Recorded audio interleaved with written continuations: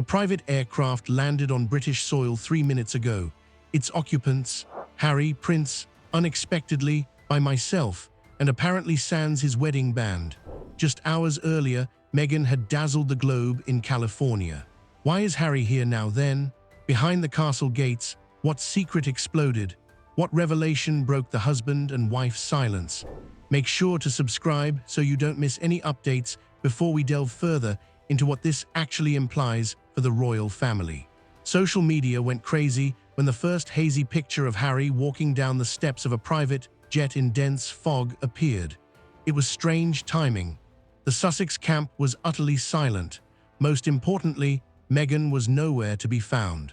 No simultaneous arrival, no meticulously planned photo opportunity, only Harry, exhausted, by myself, and clearly shaken if astute observers are to be believed.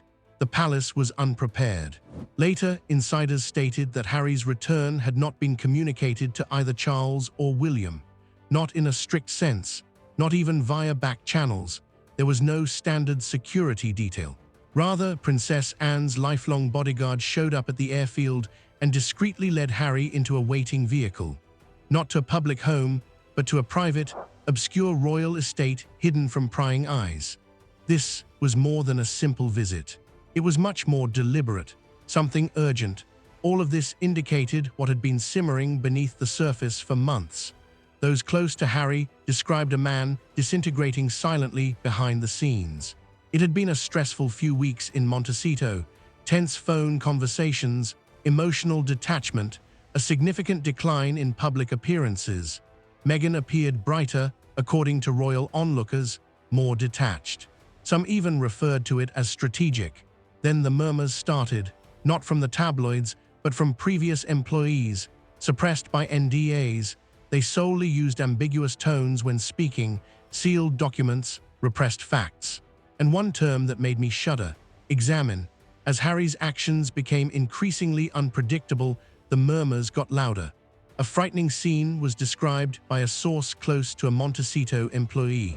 Harry was pacing by the swimming pool, clutching documents, murmuring something about blood and treachery. It would soon become clear that those documents were connected to something that had plagued him for weeks. A medical issue, something that cannot be denied. Harry was reportedly in Medea while Meghan shined at a charity event across the ocean. He buried his face in his hands. A flight attendant who wished to remain nameless described a passenger who hardly touched his drink, spent hours staring blankly, and when asked whether everything was well, silently started crying. In the cabin, he was by himself. However, whatever weight he possessed had obviously penetrated more deeply than any previous scandal. The British media, however, struggled to explain the abrupt comeback. Was there a family emergency, a reconciliation, a publicity gimmick? However, none of these explanations were credible. Not at this time, not while crying. Not with the missing wedding ring, of course. A story had started to take shape in less than a day, broken and unfinished. However, it was clearly explosive, one that alluded to something more deeper than the breakdown of a marriage. Something that made identity a question, loyalty, and possibly even ancestry. However, what force was strong enough to pull Harry back into the royal arena that he had so openly left behind? The test is the first step in the solution, one that Meghan never anticipated would surface. In the most improbable of settings, a secret DNA report that was concealed under layers of digital encryption came to light. A Montecito family office.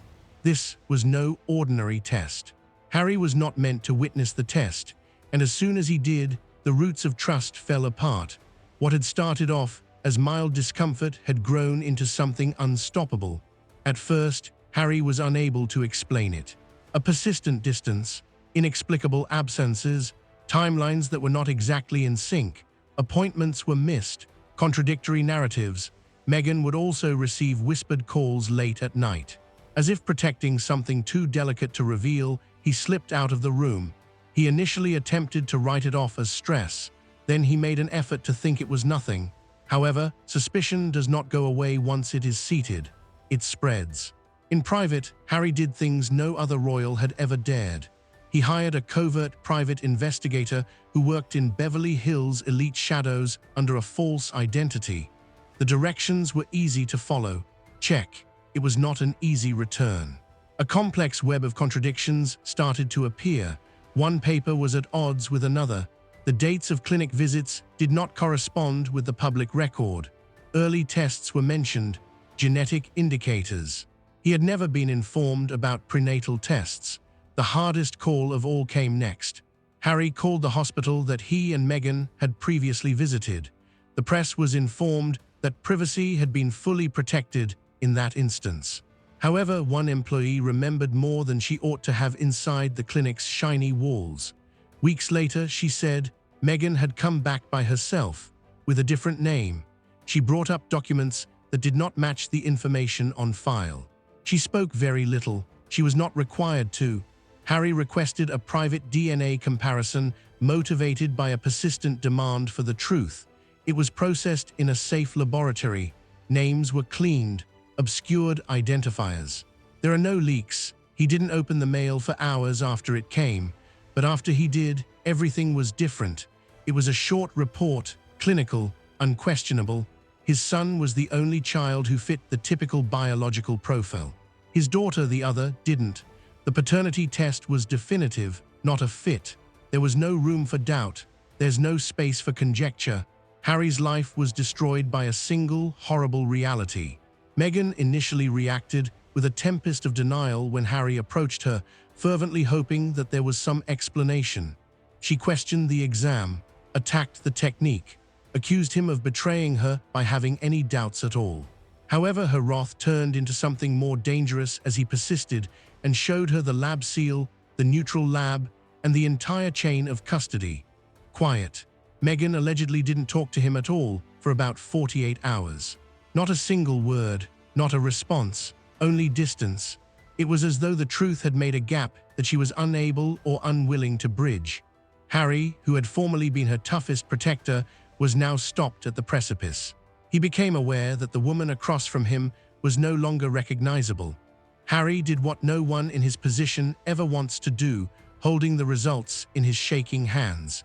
He made a choice that would permanently alter the monarchy. It had been years since Windsor Castle had seen his shadow, but now Harry strolled through its corridors once more, not as a son coming home, but as a man weighed down by treachery. Diana's sadness seems to be reverberating more than before. Charles was taken aback and thought that history was being repeated. There was nothing ceremonial about his entrance.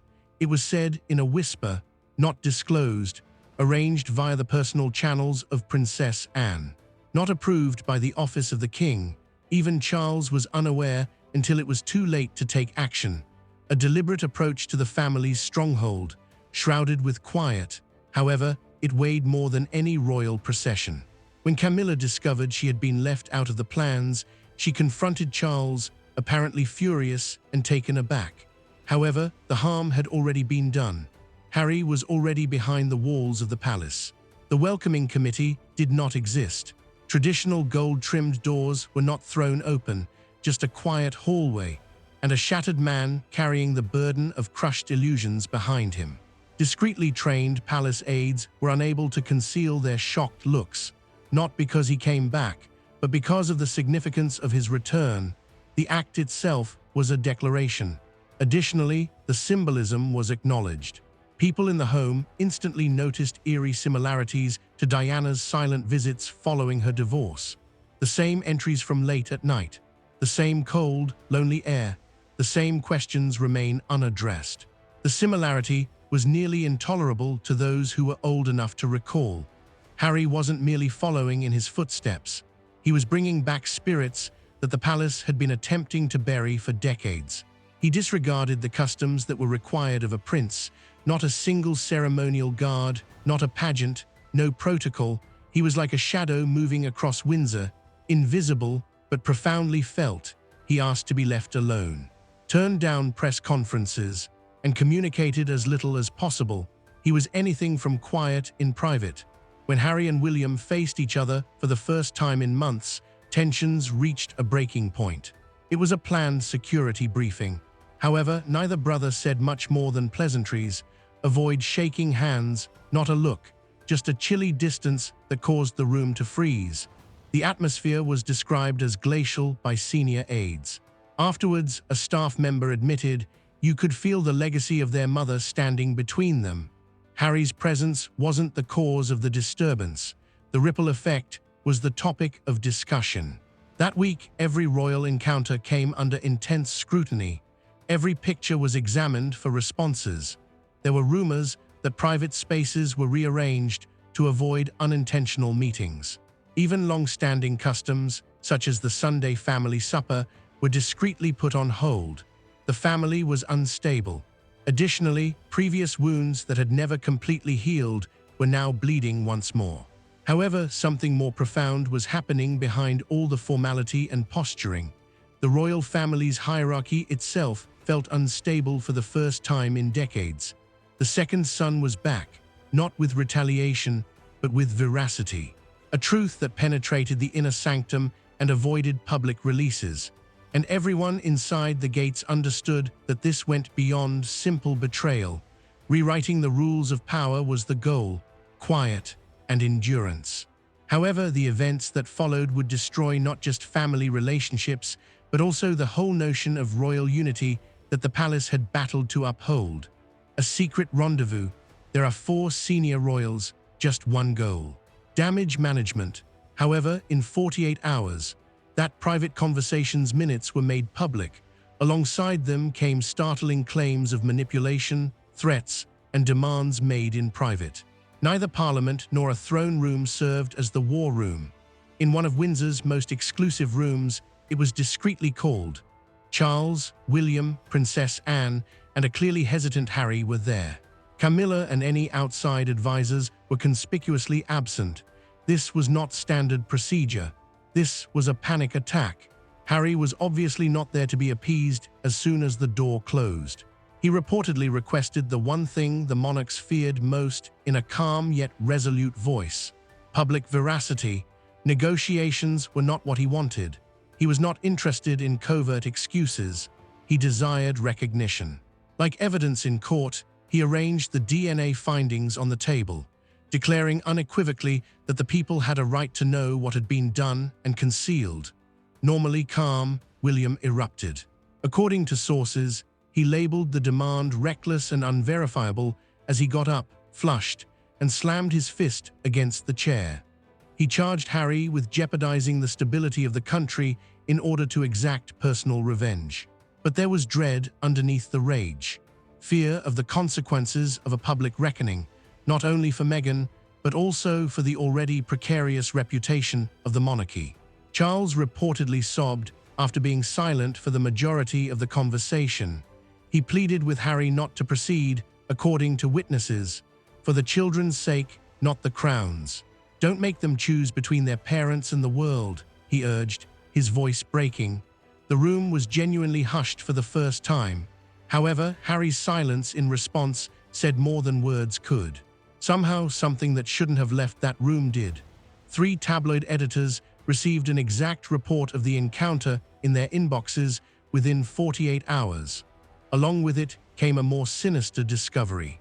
Harry was supposedly offered a confidential cash settlement by the palace in return for his quiet, hush money, a desperate proposition dressed up as familial support. According to reports, Harry had split the offer in 2.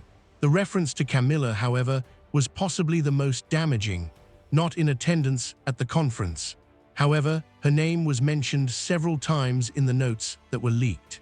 According to reports, she was actively working with royal press staff to create a backup plan, one that would slowly damage Harry's reputation without overtly refuting the test's existence. It was a war-ready backup plan, not relatives. Not only were the cracks visible due to the leak, the system was made public. The very people who had vowed to uphold the meticulously preserved picture of togetherness destroyed it. The harm was already done, even as the palace hurried to make evasive denials. The media took advantage of it. Social media went crazy. The weight of treachery caused the already declining public trust to crumble. However, the actual earthquake was occurring half a world away while the royals scrambled behind stone walls. In the center of Meghan's empire, Meghan's flawless image did not falter in California until it did. Headlines emerged from whispers, former employees vanished. A close aide's enigmatic resignation letter also alluded to something much deeper than adultery, a blood betrayal, legacy, and strength. Meghan made a glamorous appearance at a Hollywood function the night Harry boarded the jet. By myself, no kids, no Harry, no justification. For the cameras, she grinned. However, many who knew her claimed it was coerced, practiced. A few hours later, her public relations staff hurried to postpone a significant interview with a top network. No explanation was provided, no date for replacement. Where strategy once existed, there is now silence. The mayhem behind Montecito's estate gates was much less glamorous. Their dependable nanny, who had spent years with them, was discreetly fired. No announcement, no parting words.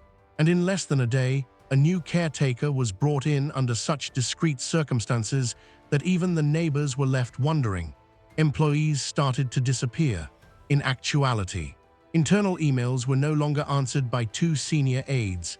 The security clearance of one assistant was abruptly terminated. The leak then appeared, not to the tabloids, but to a specialized royal forum, a post that is anonymous. Encrypted but specific, Meghan reportedly found out that someone in the home had transformed. Her statements, purportedly recorded in a terrified voicemail, cautioned and detailed a profound betrayal. They've breached the core. Who they were was not made clear in the statement, but it was obvious that she sensed the walls getting closer. That was not the end of it. Soon after, word leaked out that a Netflix team tasked with recording their intimate side of royal life had been unjustly refused entry to the Montecito home. Speaking off the record, a number of crew members acknowledged that they had been told to delete earlier films of the kids. Nobody was aware of the reason, just that the instruction was given without warning, as well as from above. A letter of resignation was the last crack. Walking away was a long-standing personal assistant whose loyalty had survived the tempest of the royal exit and public outcry. No severance, no farewell remarks. There was only one allegedly private message shared. The story the world believes isn't the one we lived. It hit both Hollywood and Britain like a thunderclap. Meghan's camp was placed under lockdown. There were cries for a crisis. Threats of legal action started to surface. However, the queries had already begun to circulate among the general population. What did she know? And now, the question is no longer whether something happened behind those palace walls. It's how much of it can still be hidden. Because if even a fraction of these revelations is true, then this isn't just a family crisis. It's a reckoning, one that threatens to unravel decades of carefully protected image, power, and control. Prince Harry didn't just return to Britain. He returned with something far more dangerous than anger, the truth. And if that truth continues to surface, it won't just divide a family. It could redefine the monarchy itself. But what do you think? Is this the beginning of the end for royal unity, or just another storm the crown will survive? Let me know your thoughts below. And if you want the full story as it unfolds, make sure you subscribe and turn on notifications, because this story is far from over.